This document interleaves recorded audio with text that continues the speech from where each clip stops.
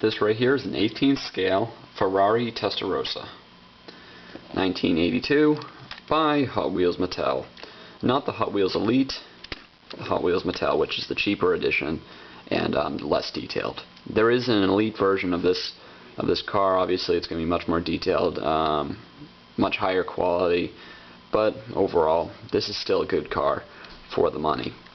Granted, it is a Ferrari, so that means that the price is going to be a little bit higher than what you'd expect from a typical Maisto or a Motor Max.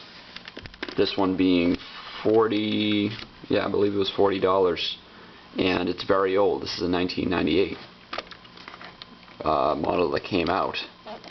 That's back when Baraga was still making Ferraris, and you can tell the age just by looking at this plastic. It's faded.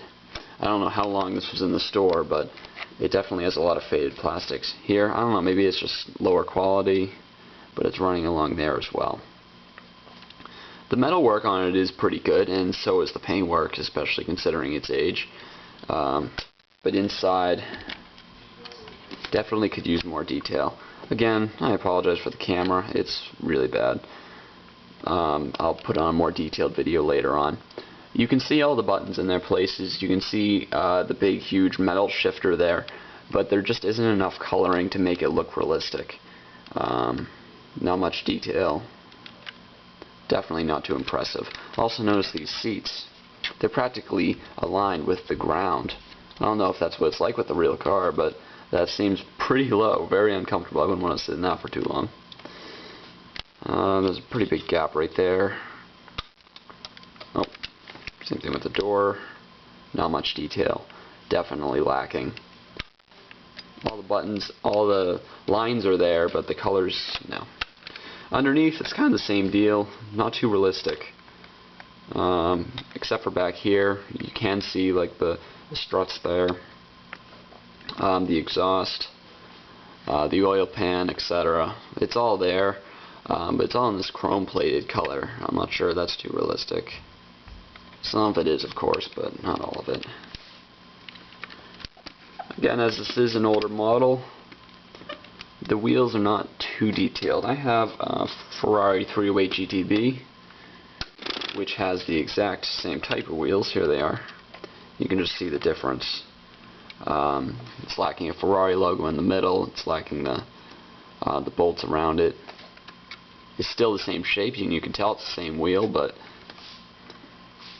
not perfect. This right here you would expect to be a little bit loose, but it's actually pretty sturdy. I mean, it's going to hold on there for a good while. It's plastic. These are free moving. Inside here we have sort of a rubber wheel. Strange. But everything's there. That's that beautiful flat 12 engine.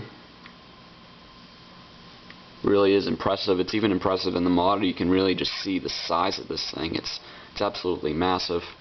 Right along the rear wheel. It's mid-engine car. Proper 80s Ferrari here. Pininfarina right there, which is the designer. And one last thing to note, these stickers are indeed stickers. I like to see them actually printed on there, where you can rub it over and you won't feel the logo there, but that's a sticker. This is embossed, which is good. And it's actually really good, really well done. You can see the Ferrari quite well there. Very nice. It's a custom license plate.